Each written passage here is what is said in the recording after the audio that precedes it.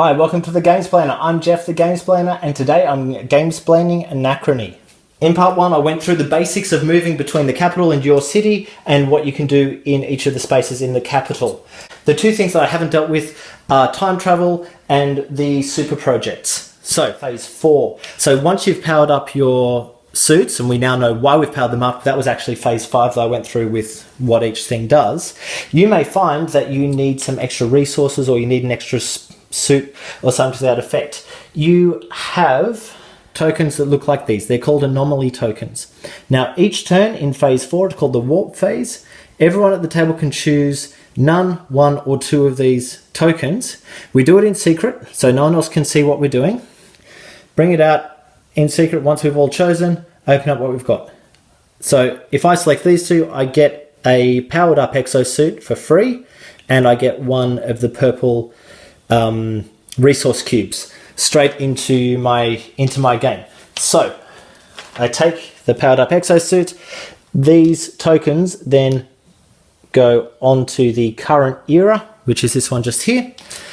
And what's going to happen is when we get around to phase 2 on the next turn, each era that has tokens on it, whoever has the most tokens will roll this die. So it'll be 0, 1 or 2 of those little markers on it. Whatever you roll, that's how many of the tokens you get. So for example, I happen to have rolled a 2. I'll take 2 of these tokens and put them up here in my city.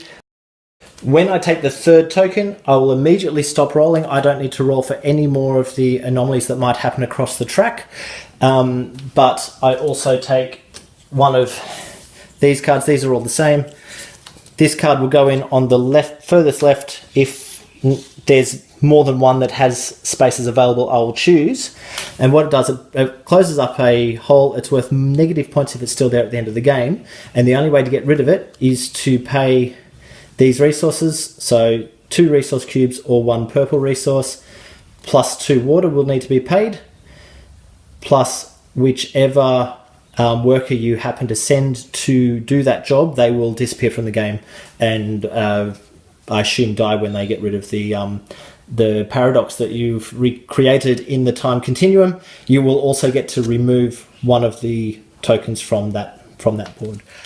When you build a yellow building, which is one of these guys that usually live in that top part of your city board, it will tell you how many spaces or how many eras you're able to set your focus backwards. So for example, if our focus is on era 2, if I make that particular building work, I will set my focus back there, or well, I can't go back before there, but I can send my focus back 2 spots. I'll move that back.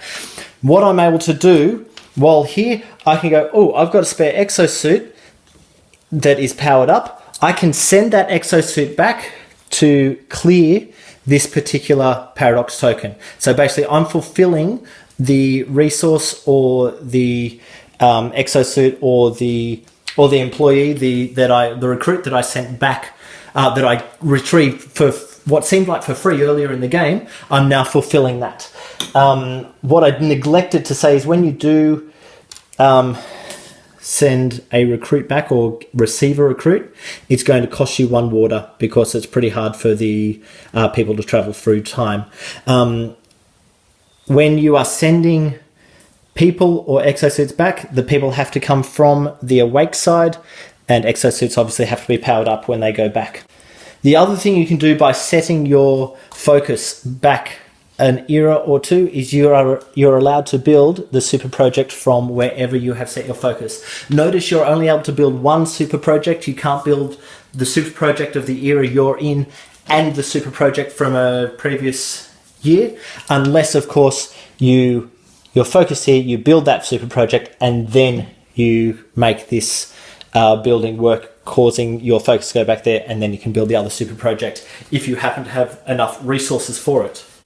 Whenever you travel back in time and fix up one of these tokens, you will move up 1 on your time travel marker, and that's the only time you'll move up on that particular marker. That's worth points at the end of the game, so the more you time travel, the more points you're going to get. With super projects, there's a little bit of of a cost to them. So this particular one will cost you all of these resources.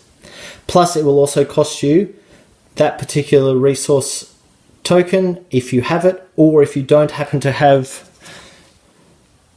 that one, it can cost you both a triangle and a square token at the end.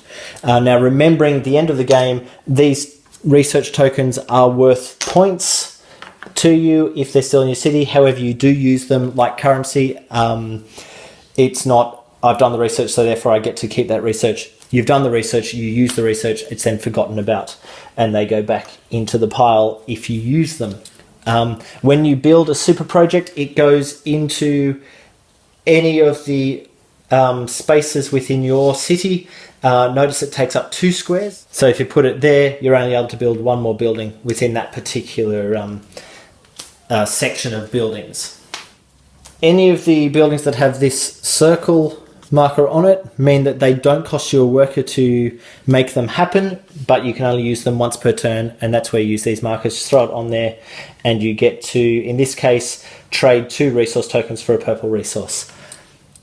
This game looks really heavy on the table, but I have a feeling that I've actually got through everything I need to get through. There's a lot of icons. All of those icons are listed in the back of the rulebook. Some of them are just listed under a number listing. Some you actually have the picture of the card, so you can look up exactly what they mean for each of them. There's no point in trying to get into them.